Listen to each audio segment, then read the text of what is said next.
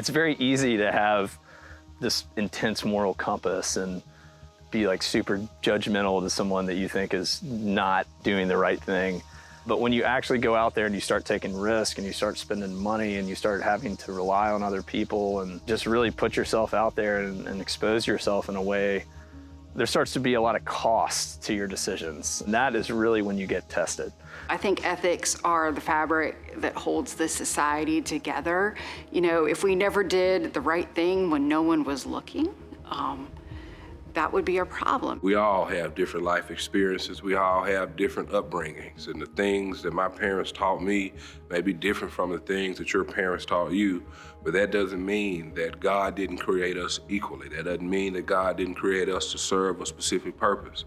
And I know as much as we like to think that we always have the right opinion on things or that we might be right, but the chances are, and the reality of it is that we all can be wrong. I can be wrong. You can be wrong. Everybody can be wrong. Open-mindedness has a specific part of it that includes you have to consider that the other side could be right. And I think that people don't do that when it comes to the hot topics, like anything political and a lot of religious things. Research and scholarship at a university can be an incredibly high-pressure environment. We have researchers and scholars, they want to do impactful, reproducible, quality, and ethical work. But their everyday lives are full of tight deadlines, incredibly high workloads, pressure to get funding, pressure to publish, and all of those things can come together to create a scenario where the ethical part makes its way down the list of priorities. We spend so much time in the trenches with each other. The only other place that this happens, I think, is in the military. When you're stuck in a foxhole with somebody, when you work in the kitchen right next to somebody and you're under fire for 6, 7, 8 hours at a time, you get to know each other pretty well. And it doesn't matter where they're from, it doesn't matter their upbringing, their background, and those people become your family. One of the biggest problems that we need to solve is our lack of unity, especially in this country, whether it's politics, whether it's religion. You're in a church right now, but I can tell you Sunday is one of the most segregated days of the week. People are moving towards where they feel like they don't owe each other anything, and I think that that is a big problem that we're starting to see. There are certain things we owe each other, and with that, we can make the world a better place, honestly. How can we talk about religion?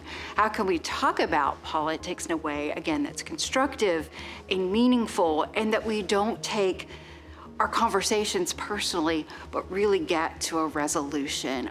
I always have a lot more respect for folks who step up and take risk and make decisions and take stances that actually have a potentially negative consequence for them, and they still do it anyway. And that, I think, is like what having a real backbone takes. And it's easier to say than it is to do always.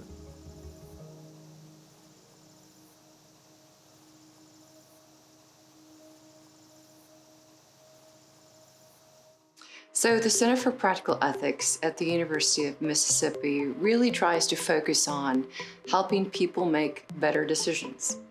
And ultimately, since ethics is about making better decisions, helping the world be a better place. Our goal is to improve society, to improve education. And so there's 3 pillars of the center. We focus on civil discourse, ethics education, and policy. Ethics is the study of value and decision-making. The way that you organize yourselves, the way that you interact with one another, the way that you assign your resources in order to pursue goals, those are all ethical questions. And so what we hope to do is to draw on all the thousands of years that philosophers and other folks have been thinking about value and thinking about how to reason about value and make that a little more mainstream. Get that to the people who are making decisions now and who will grow up to make decisions for society so that they can make those decisions with more tools and more training and a broader view towards what's important.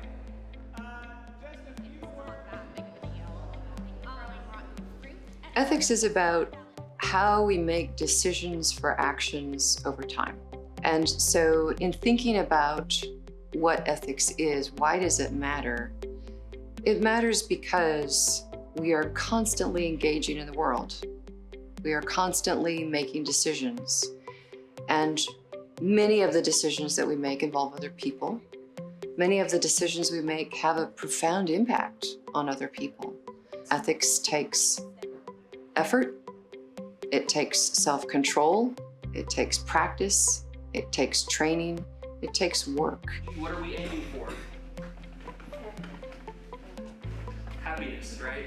Specifically human flourishing, right? Well-being. Democracy is a really tricky thing to maintain. Pretty much all of human history says that a really stable and flourishing society is the exception, not the rule, and that we should expect a lot of contention and instability and infighting when we have a society. Getting a democracy is one challenge, and then keeping one is an entirely different challenge. So a democracy full of people who disagree with each other on fundamental things requires civility. It requires intellectual humility, intellectual courage. It requires people to have a commitment to the flourishing of the democracy that rises above them getting their own way in a particular situation.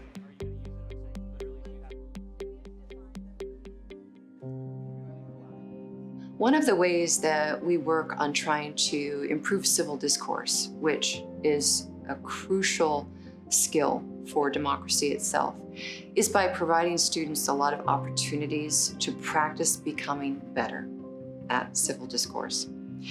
We bemoan the loss of citizens' ability to engage with each other, but we also don't develop a lot of common spaces in our society for people to actually grapple with complex issues.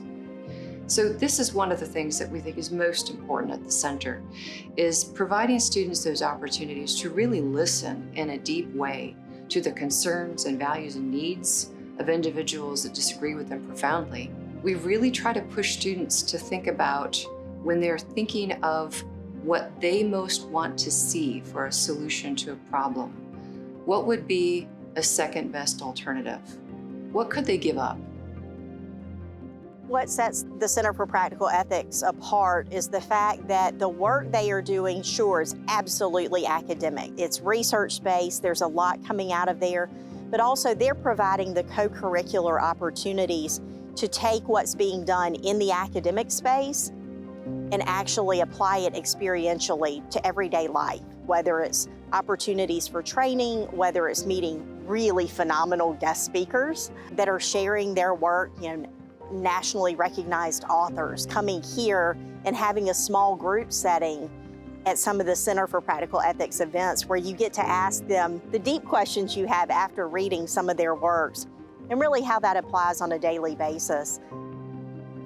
The University of Mississippi has a commitment to ethical reasoning and ethical responsibility as one of its core competencies.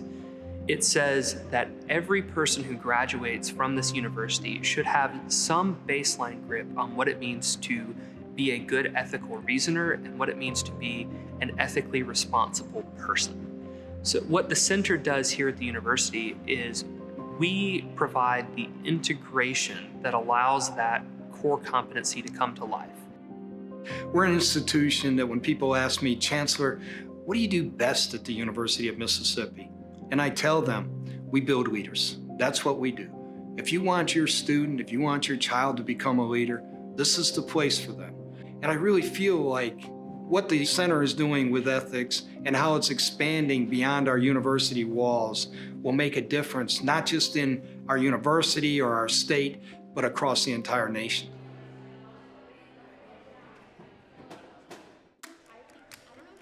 One of the things I think has been just so thrilling in the creation of the center is to see the way in which students are bringing their classmates and friends along.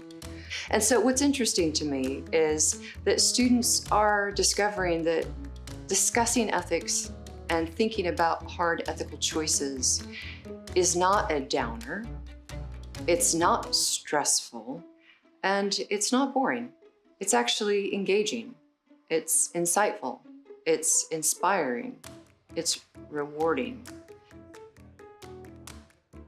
There are two broad categories of student programs we do here. One is for students who want to become experts, who want to deepen their ethical understanding and their ability to communicate with others civilly. Those are things like the Intercollegiate Ethics Bowl, which is a debate-like competition in which students practice their ethical reasoning, their civil dialogue, and their public speaking skills. The other category of program, I would say, is the Introduction to Ethics kind of program. That's things like Just Conversations or The Great Debate, where we're inviting broad swaths of students from across campus, from across all the different disciplines, all the different schools, the engineering school, the accountancy school, and trying to make sure that they have some familiarity with what it means to do practical ethics, with what it means to do philosophical ethics. And we try and expose them to a certain kind of way of dealing with one another, a way that is premised on civility and respect and bringing rational argument to a disagreement. We really do a lot of work in the center with other centers, and we collaborate a lot with academics who are at other centers and other universities nationwide. There are 3 primary partnerships worth mentioning at this point in time, although we love to start new projects, so we'll probably have more that roll out every single year. A couple of years ago, we started working on a leadership endorsement program, which is an undergraduate program for students of all majors. And that was a new realm for us here on campus, working with students outside of policy majors at the undergraduate level. The Center for Practical Ethics was really a no-brainer for us because of the fantastic work that Dr. Maurer and her team produce. That relationship and that collaboration has grown from work between Lott and the Center for Practical Ethics to bringing members of the team of the Center for Practical Ethics into some of the high school programming that we do across the state of Mississippi. And also, most recently, the Character of Leaders initiative, where we're partnering on an institutional impact grant over the next 3.5 years. The ethics around data is a new concept that we are trying to figure out. The current research programs that we are collaborating with TCPE is multifold. We have one project where the Center for Practical Ethics, Dr. Maurer, actually has got funding from the National Science Foundation in order to take a look at AI ethics education.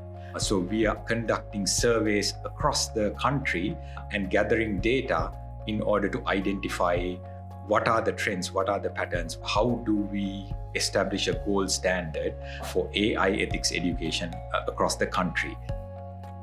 We're working with the school students and officers preventing violence. And so specifically, I work with those school students and officers to implement the Connections program. So to help with the ethics bowls, to help the teachers inside the classroom implement the Connections program so that they can teach civil dialogue and civil discourse in the classroom.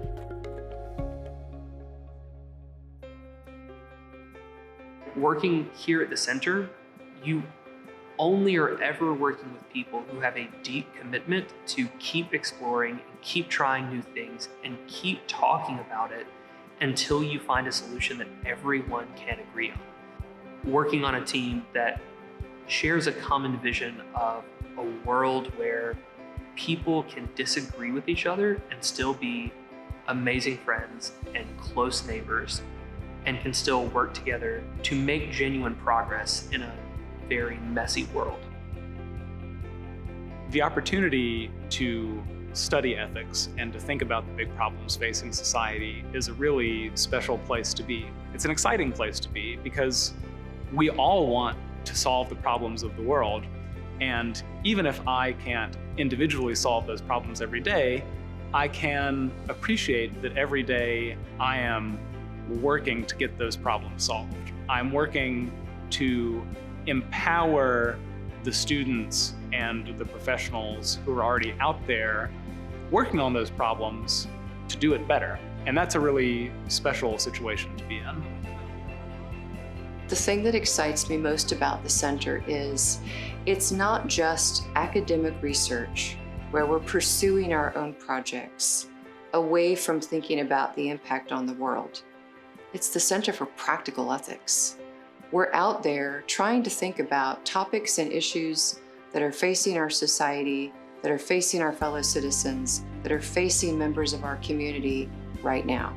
I am just hoping that we will be able to inspire people to see the vision of the center and to see its value and to want to help it grow, to continue doing this amazing work of bringing practical ethics more to the fold, so that it's not just something we think about in moments of tragedy, but part and parcel of who we are as persons, who we are as leaders, who we are as citizens, to help us all make better decisions every day.